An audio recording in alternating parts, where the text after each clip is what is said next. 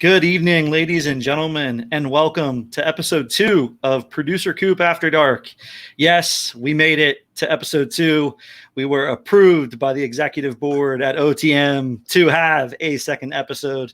And as you can see, sitting beside me, we have a special guest this evening that we are going to jump right into. Let me give a warm introduction to a great friend of mine who is, quite frankly, a legend in the making. He's been a grinder since the early days in the true sense of the word, starting out early in online poker, was early in the DFS streets, and has been absolutely crushing NFL and PGA DFS over the course of the last 2 years. He's in the stock market streets, he's in the crypto streets, and he's claimed if he's had the opportunity to be early again on something, he would make a full charge into it. And so here he is in the top shot streets in a very big way. You know him best as the host at our streams and podcasts at OTM. It is TJ Lasig, everybody.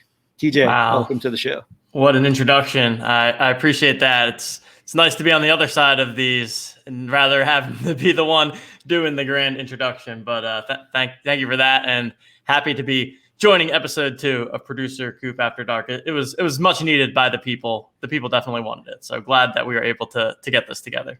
Yeah, absolutely. And shout out to those people. Several people in our Discord have talked about Producer Cupe After Dark, got some great comments on YouTube. So shout out to those people that were listening to episode 1. Really appreciate it. And like I said, so here we are at episode 2. TJ, I guess first and foremost, it is Thursday, February 18th. We're going to be dropping this at some point tonight or tomorrow. But it is Thursday evening. What are we drinking tonight? I have a Big Hop IPA, which is a Pittsburgh, Pennsylvania, locally brewed beer, which is where I'm from. And this is my third one, so could get a little bit interesting this evening. What do you have? Yeah, I've got a Wolf Pup Session IPA, Golden Road Brewing. It's one of my faves. So cheers to that. Excellent. Awesome. So let's get into 2 really quick questions before we sort of get through the show topics. I know you've been super active in the marketplace as much as you possibly could. We had the great tweet about the stock market sleeps while Top Shot doesn't sleep, but we've had a bit of a challenging marketplace of late. Let me know, what do you think your best purchase was today? Ooh, yeah. So today I actually took a little bit of a different approach. I've been holding on to a lot of the Series 2 rookies for a while, since the very beginning, and they've obviously really skyrocketed over the last couple of days. Today I actually did something a little bit different and started to scoop up in bulk a bunch of the Series 2 15,000 plus commons, with the anticipation that they're going to go to 15,000 LE. So I was... Jimmy Butler was the one that in particular that I think I bought 20 some Jimmy Butlers. So I decided to go with that. And then I'm preparing for whatever my next big purchase is. So no higher end purchases today, but a lot of volume, I would say. Yeah, love to hear sort of the multifaceted approach, and so we'll be watching to see how Jimmy Butler reacts, and certainly interested in seeing which moments move from CC to LE. I think that's been on everyone's minds, and there's been a lot of, like I said, marketplace maintenance, and I think the Dapper team should be coming out with that shortly. So it'll be interesting to see what happens there. But overall, I guess really quickly, it's been a massive week in general for NBA Top Shot, and especially for us at Own the Moment. Earlier this week, we released a sneak peek into the OTM 50 index. We're going to have a full show dedicated to the OTM 50 index. We've got a ton of questions. So we're going to break down what's in the index. We're going to give sort of a behind the scenes glimpse at that. And that's something we're really, really pumped for as we go forward. So that was sort of the big breaking news for us at Own the Moment. We also had an ESPN article by Brian Windhorst highlighting the fact that there's been several $100,000 sales. What is NBA Top Shot? Getting ESPN involved is one of the mainstays of getting the overall mainstream media involved. So that was awesome to see. We also had Gary V tweet out an article about what is Top Shot. Shout out Wade's ETH. And one of our early episodes, Wade's has been trying to get Gary's attention for a while. And so we finally were able to do that. It's been interesting to see Gary comment on the NFT space. And I think he's going to bring a lot of eyes and a lot of attention to it. And then, recently tonight, we had our first public NBA player purchase a moment. Josh Hart on Twitter purchased the Larry Nance Got Game putback. And I think Josh is going to be opening some packs that he received from Top Shot on Saturday night. So it should be awesome to see what the reaction is there. I also just recently, right before the stream, saw that the Top Shot team has verified Josh's account. So you're going to see sort of blue check marks next to the NBA players' accounts saying that this is owned by and verified by an NBA player. So it's going to be fun to be able to follow use the transparency of the blockchain to see, what some of those people that get into these streets are buying up. And really, lastly, we continue to see all-time highs. We continue to see user numbers continuing to skyrocket, and the market's generally buzzing. So we're all pumped to see sort of where this thing is headed. And it's been a heck of a week. But first and foremost here from a producer Cupe perspective, let's jump right into it. Last week, you guys heard in episode 1 that I was debating a big purchase, the LeBron James Kobe tribute dunk, the S1 Common. I grinded after the episode 1 debut. I was watching. I feel like 50% of my time on Top Shot was literally just staring at that moment. I think when I first started tracking it, it was somewhere in the neighborhood of $7,200. And then it started falling the night that I filmed episode 1, all the way down to around 6,200, 6,500. I really was ready to pull the trigger that night, but I couldn't get enough money on Dapper with the $5,000 limit and with the crypto that I had on the account. I couldn't get enough money on Dapper at that point. Then I sort of went to sleep. I was kind of regretting it. I was kind of like, all right, maybe that was a sign. And, almost without me saying anything, TJ had sent me a message and said, all right, it's time to do this. There's no chance I'm letting you regret not getting this moment. It had fell under 6,000. And he said, look, whatever percentage you want me to chip in, let's split it. Let's do whatever, but let's make sure that we're getting this moment. And so, I think as a good friend, I thought it made sense to just go 50-50 on it and split it together and get the purchase made. So we were able to do that.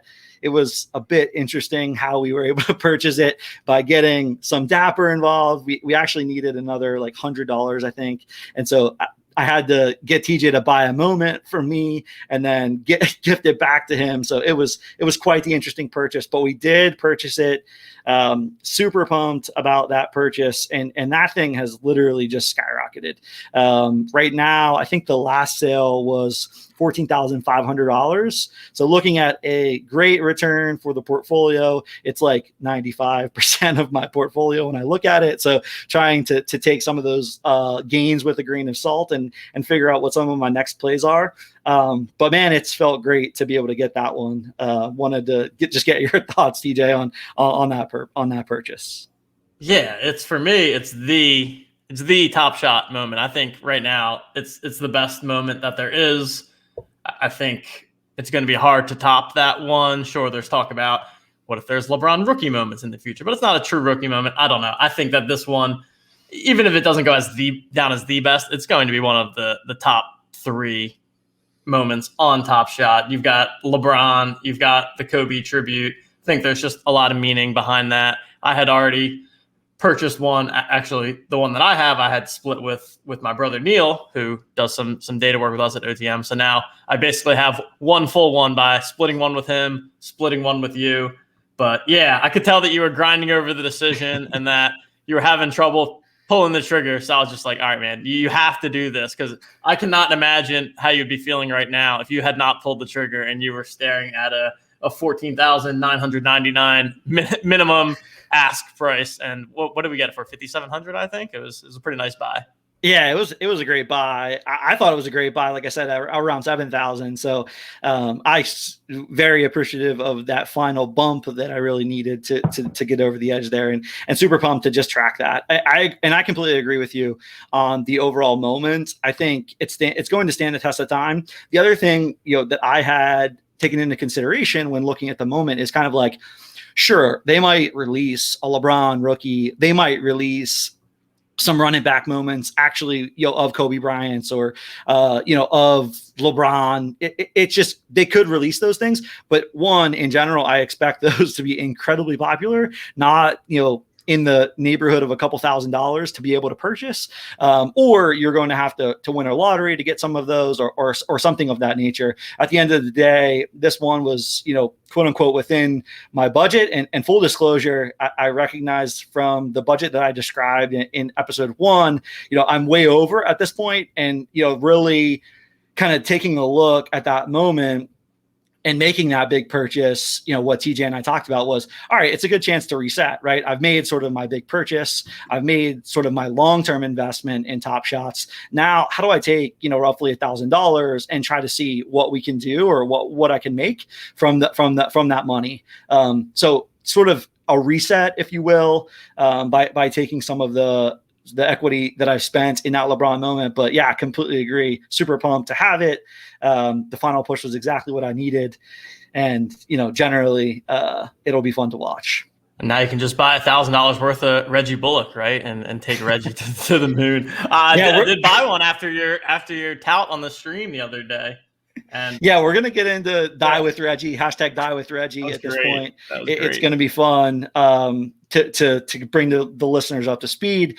We had a stream with Jack Settleman. It was sort of a quote unquote show your bags stream. So we had individuals from Twitter send in their plays, or their moments, that ultimately we thought were undervalued. One of the moments was aligned to my portfolio, and I think it was the first moment that I purchased. It's actually Reggie Bullock, his S1, and he has a steal on LeBron. So it's a really, really cheap way to get, a moment that has LeBron in it. And I just thought it was a cool moment. I like the Knicks.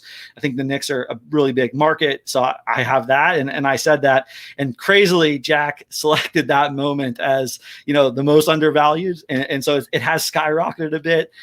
Full disclosure. Before that, I had said, man, maybe I'll buy a couple of these before Jack goes on and talks about this. And I didn't do that. I only have one. So now I'm sort of in a hashtag Die with Reggie situation. I don't think I can ever part with the Reggie Bullock that I have. So we'll see how far that goes. Yeah, I love it. When I got myself so I can be on the hashtag Reggie for Life team with you, he's in the long-term hold category for me now, just for the content, if nothing else. I think it was a fun game that we played, and a great show with Jack. I thought he was an awesome guest. Had a ton of interesting things to say, and has a pretty good view on Top Shot and just a couple, just like business in general. Just super, super smart young guy, and definitely recommend checking out that show if you haven't seen it. Yeah, absolutely. He was fantastic. And we are certainly going to try to have Jack back on. I think he had mentioned trying to rip his Cool Cats back when the marketplace was down, unfortunately. So we're looking forward to having him back at some point in time to open up that Cool Cats back. But speaking of Cool Cats, kind of going into my portfolio, made the big purchase, like I had said. And so it was a chance to reset. And Cool Cats 2, the challenge was sort of right on the tail end of that purchase. A couple of things I wanted to dive into from Cool Cats 1 and some of the lessons learned. One, only a donkey like myself wouldn't decide to complete Cool Cats 1 when it had the chance. But it was, in fairness to me, it was a pretty expensive first challenge. I think it ended up costing somewhere in the neighborhood of $1,500 to $1,700 to complete. I did not complete that challenge, and since the Luca has just absolutely skyrocketed, I think it's up over $4,000 at this point in time. And then only a mega donkey like both TJ and myself wouldn't buy a $700 or $800 Luca when they first came out. I think that's one thing a lot of us are looking at ourselves thinking, one, TJ and Justin both at OTM were so spot on when they first saw those prices. And I think we were actually on stream when we started to see them. people listing them at $700 or $800, and we were kind of just baffled. Like, what are these people doing? They spent more money to get this moment and are listing it that cheap, but ultimately decided that we didn't want to scoop it up, and it's been sort of a regret, I think, from everyone's perspective. What's your thought on that, Teach? Yeah, in hindsight, man, really wished I completed the first challenge. So I have one Luka and a full set of the first Cool Cats, but I did not go ahead and buy a second one, which I really wish that I had. I'll be honest, I did not see the growth that has happened, especially with regards to the Cool Cats challenge. Luka's I think he's at like 47.50 right now, almost at 5K. And we're going to do some digging to find out exactly like what's going on there. I'm just curious who's buying and who's selling Luka, because my thought would be that eventually all the people that have the Luka are the ones that are going for the Master Challenge. So there would be no longer any sellers. But the price is so high now that even for someone like myself, like Justin and I were talking earlier today about like, do we sell our Luka, as crazy as that sounds? Because man, at this rate, like the LaMelo is going to have to go for a 10, 12K minimum to become worth it in the Master Challenge. And I think the other thing that I'm thinking about is the opportunity cost right now. Everything right now is about opportunity cost. Where I'm at with this market is that there's not really a bad buy to be had. It's just a matter of anytime you make one purchase, you're then taking away your ability to be investing that capital elsewhere. So by holding on to the Luka Doncic for the remainder of the Master Challenge, if he doesn't continue to appreciate, then you could theoretically sell him now for that 4,700 and then grow that 4,700 over the next couple of weeks, and then maybe buy Luka back, right? So I haven't put pen to paper on the math behind this yet, but it's definitely something that I'm thinking about. And also, I only have 2 of the 5 Cool Cats 2 right now, because I tried to get a bunch on that first night and just kept failing out. I know that you grinded harder than me and were able to secure some of those. So good for you on that. But yeah, right now I'm like, I still have the Master Cool Cats on my mind and on my radar, but I don't think it's a no-brainer like I did before, just with the way that this market has gone. I think that it's reasonable to spend time and capital elsewhere.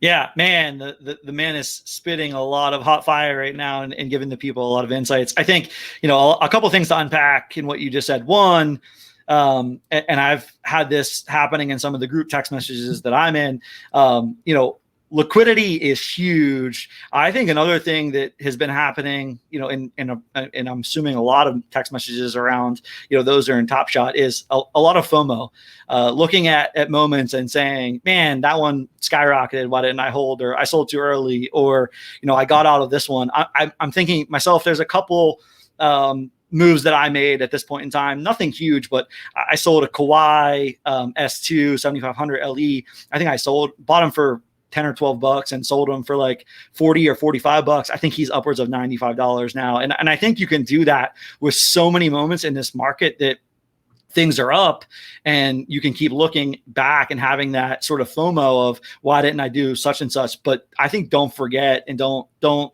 sort of let that past cloud your future moves, because I'm presuming where you took that capital, if you did reinvest it, those moves are also up as well. And I think trying to narrow your focus and move forward is something to really, really spend time on, versus having FOMO and sort of analysis by paralysis, or paralysis by analysis, sorry, of what you could have done in the past.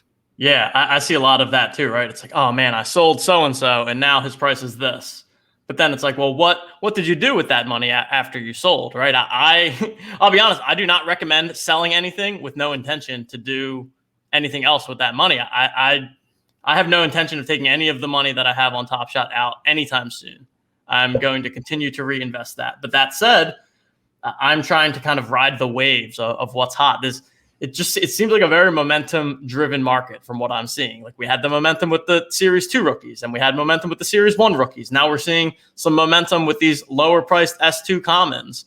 And I'm just willing to be flexible and adaptable and jump to where I'm seeing the market move.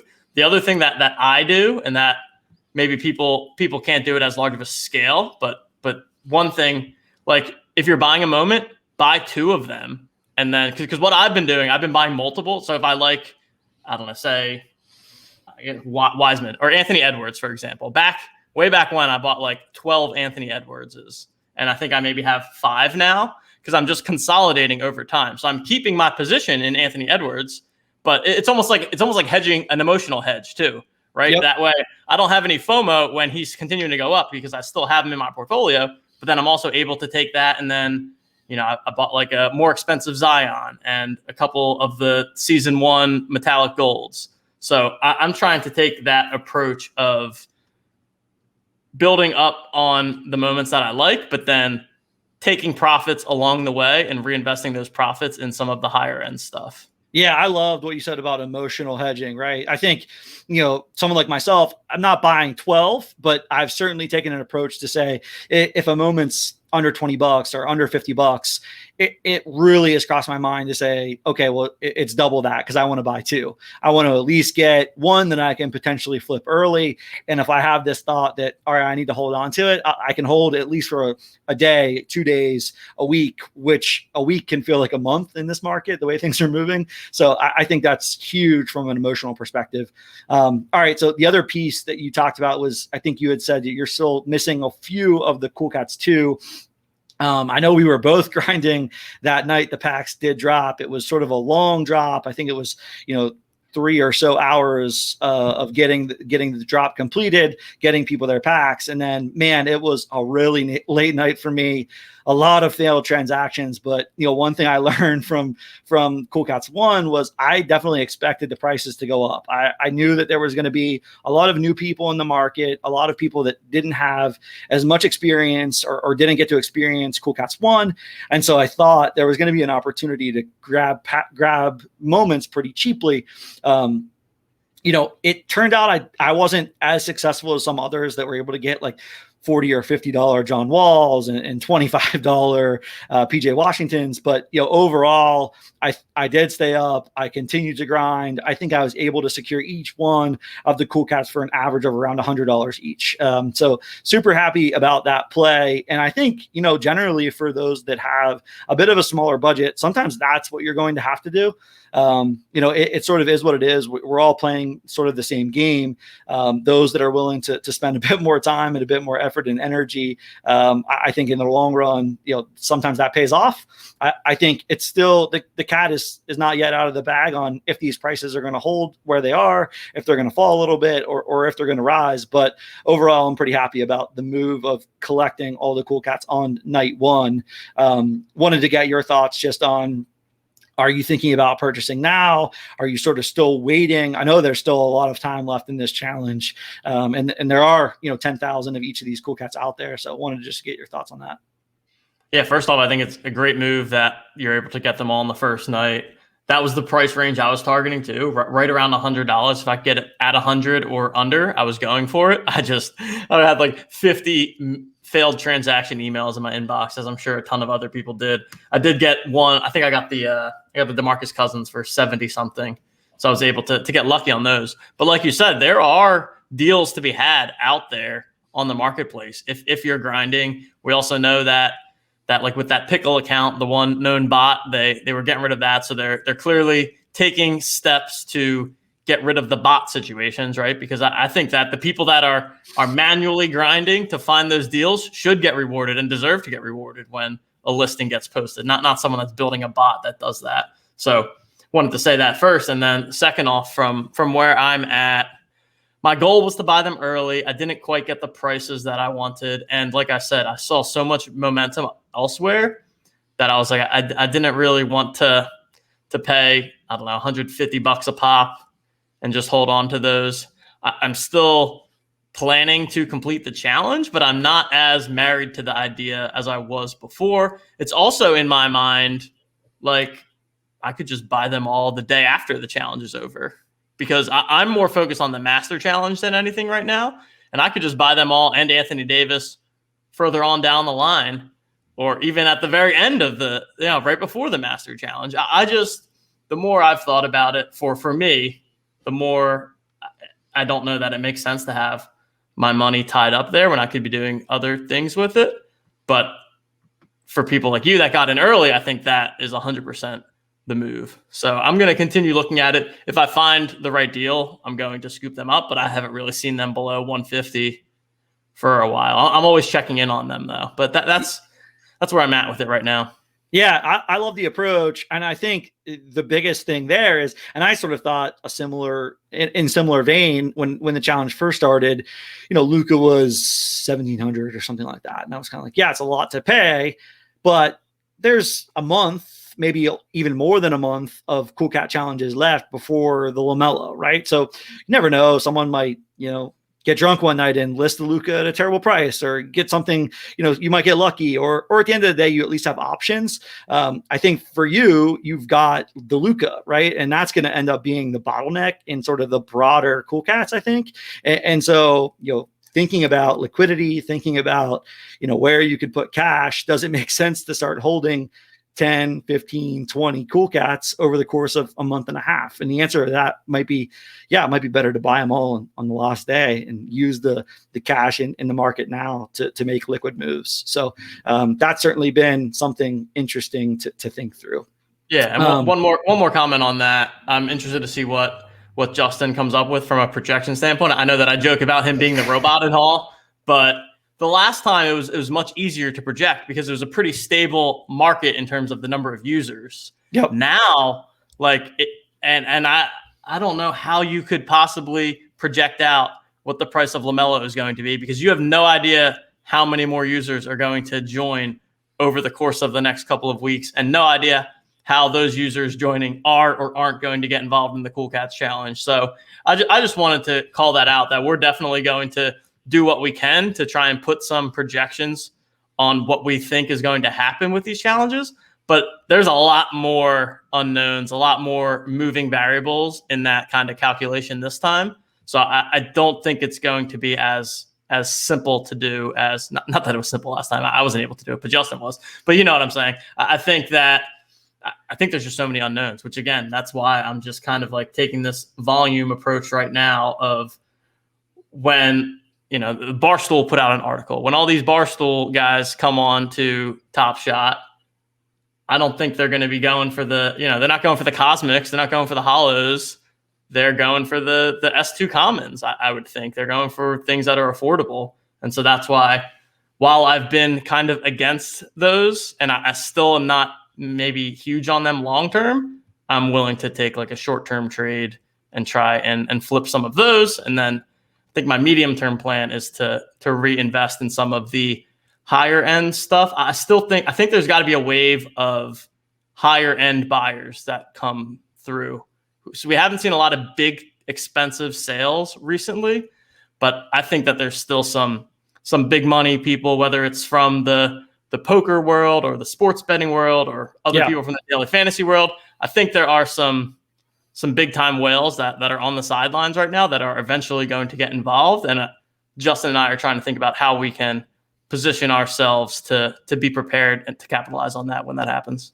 Yeah, love to hear it. We are going to put the Herzig bot to the test. He may, in fact, be human after all. And I know he's going to be up for the challenge, at least to put a number out there and say, hey, this is how I did it. Yeah, I think he's been super transparent, and man, has he been spot on of late. So we'll see how close he can get. He really is good. We joke about it, but it's our very own Justin Herzig is super good at doing this kind of stuff.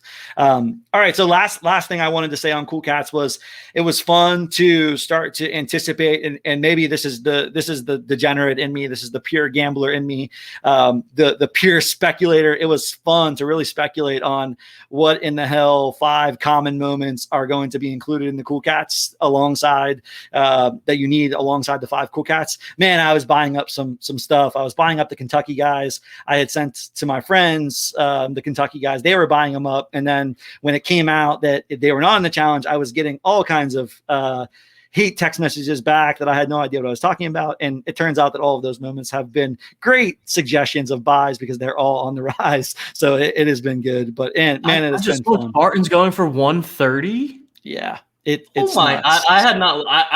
So I was lucky. I had a Barton just from a pack I had opened at one point. I hadn't looked at it in a while. That's crazy. See, that's what I'm saying. Like, I have a Barton. I have the 5 common moments. Like, at what point do I just sell off? Oh man, I'm gonna have to do some thinking on this because it's crazy. I mean, Walmart should not be worth 130. That's only a factor of the challenge. That's the only reason. Yeah, and so I had a Will Barton from a previous pack, and then I think I opened one of the in my Cool Cats pack, I believe I had another Will Barton, and so the price of Barton I think got to like $45, like right after the challenge, and I was kind of like, man, this is too high for Will Barton. Let me sell him. Sold him at like $45, felt great about it. The market sort of came back down to earth. It was around 30, 29, 28, 30, somewhere in there. And I was kind of like, all right, good sale. And man, I've been looking at that, watching it go up. And again, that's that FOMO thing kicking in. And I think you have to sort of just say, all right, I made my play, made some money on it at the end of the day and move forward. I don't think you can look at every single play that you're making in this market and say, all right, good, bad, or ugly, because you just can move on to the next one. Yeah, you're not going to get it perfect. I had 6 LaMelos at one point. I only have 1 now because once he started hitting 1,000, 1,200, I was like, this is way too expensive. Obviously, I was dead wrong there. But again, going back to the kind of emotional hedge thing, I was like, I'm at least holding on to 1 so that I'm not like completely upset about the fact that he's trading at 2K now.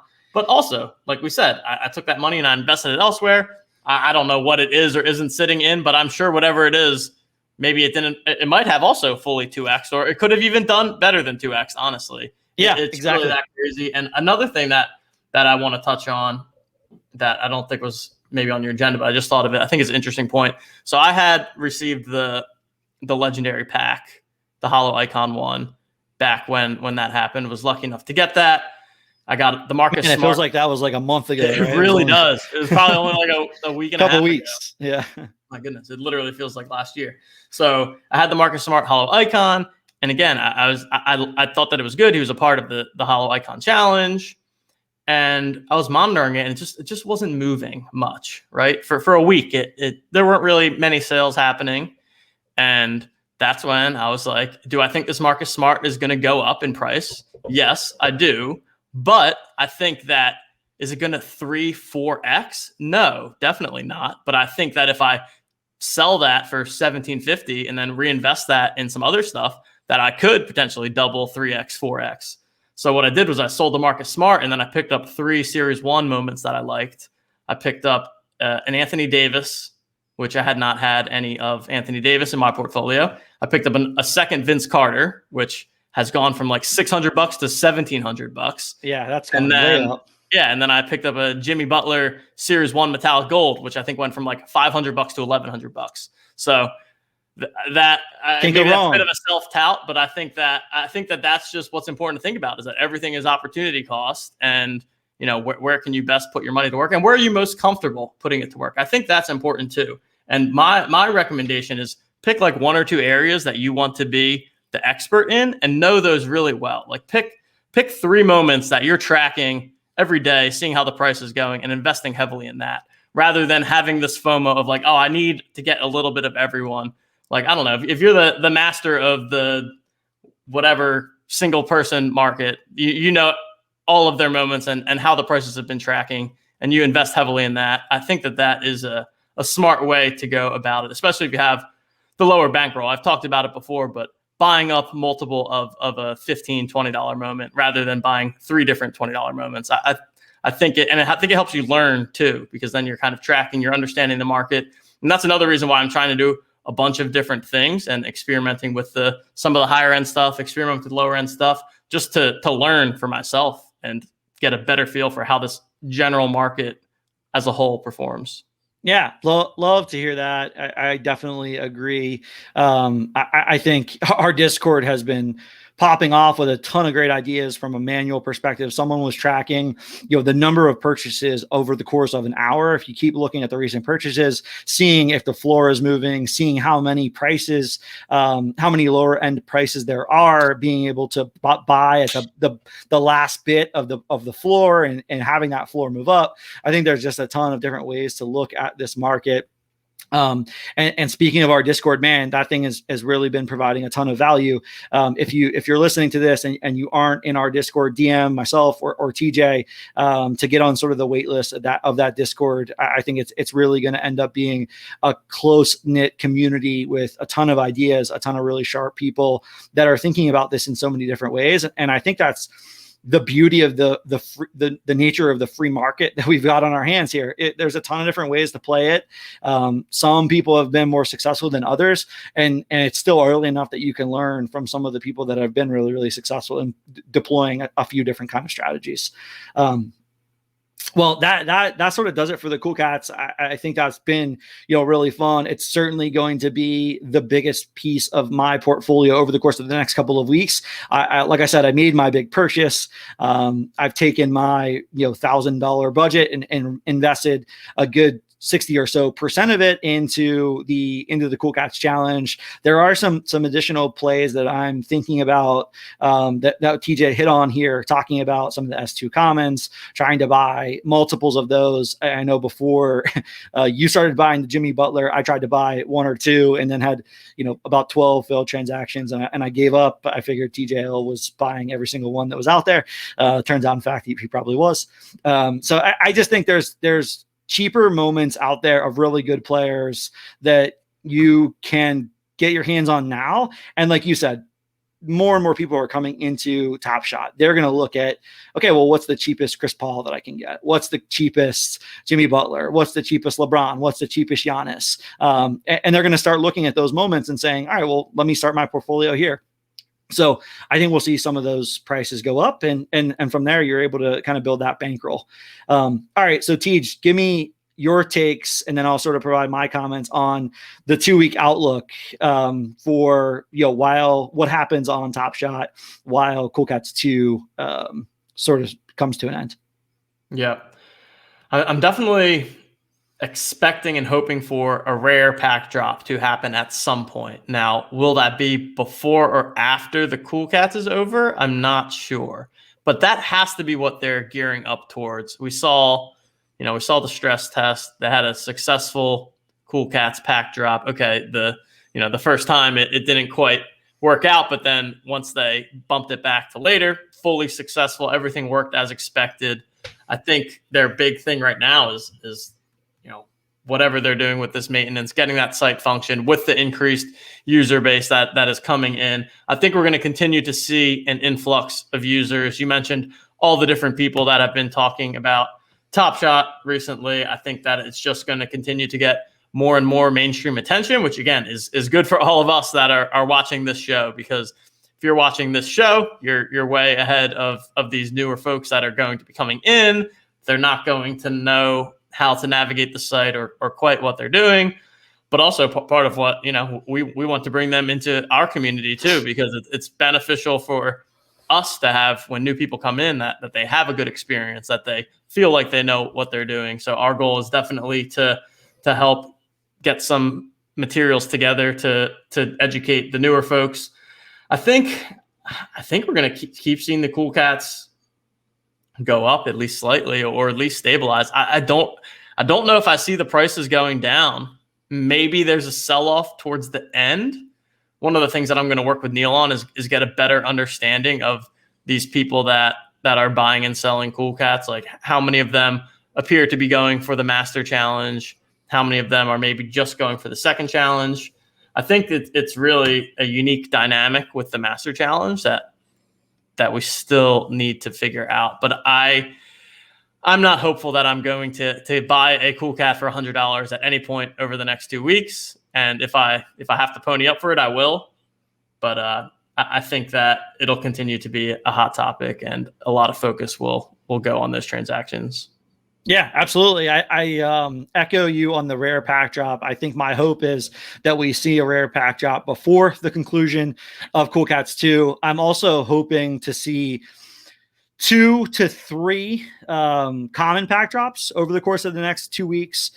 Shout out to Jay Noves, who has produced the music for OTM, has produced the music for this podcast and this stream. I owe Jay Noves a pack, so I'm looking forward to getting my next pack and gifting some of those moments to him to get his portfolio started. So I'm looking for several successful pack drops, and we'll see what happens with cool cat prices. TJ, I'm going to spring this one on you. I think to end the show, we're just going to do rapid fire with TJL. I'm going to ask 4 really quick questions. If anyone watches David Faraday from Golf Channel, I think his talk show is incredibly interesting when he has users or guests on. He asks some crazy questions. So we'll keep them pretty focused, but give me, in 5 seconds or less, give me your answer here. So all right. We'll go rapid fire. All right. LeBron or MJ? LeBron. Who wins the Masters this year? Ooh, Dustin Johnson repeats. What moment sells for 6 figures next? Oh, that is a good one. Geez, I don't know the current market. I think it's going to be another LeBron. I think it's going to be, whether it's a cosmic or a hollow. I think that whenever one of those LeBrons is listed for 100, that it's going to be LeBron again, and it can't be one of the 1 or 23s, but I think just a normal-ish serial number of LeBron might go for 100 next. Love it. And last one, how many Top Shot users do we have on the night of Game 1 of the NBA Finals? Ooh, I like that. I think 250,000. That might even be low, though. I think between 250,000 and 500,000. 250K to 500K, somewhere in that range, I think is where we're going to be on finals night. And then I think by the start of next season, we're going to be potentially looking at 1 million. That would be sweet. Love it. Well, hey, it's been one. Thank you for being a part of the executive team that has greenlit Producer Cupe After Dark. We are looking forward to having this show on a regular basis going forward. I really thank you for coming on. I thank you for the official bump to buy the LeBron Kobe tributes. I am pumped to watch that thing continue to go up and generally to experience the own the moment movement that we are on right now. So thanks for coming on and thanks for being part of the show.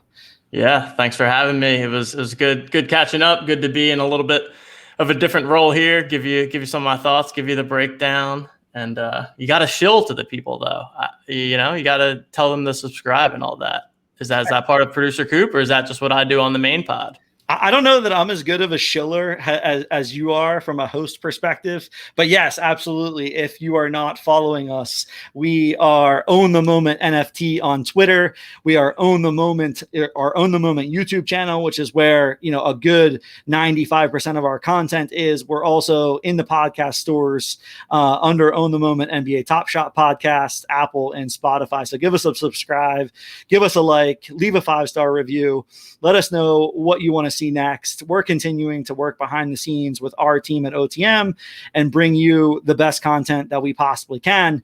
And, there is a lot more to come. So really excited for the next coming months of this journey. So that will do it for episode 2 of Producer Cupe After Dark.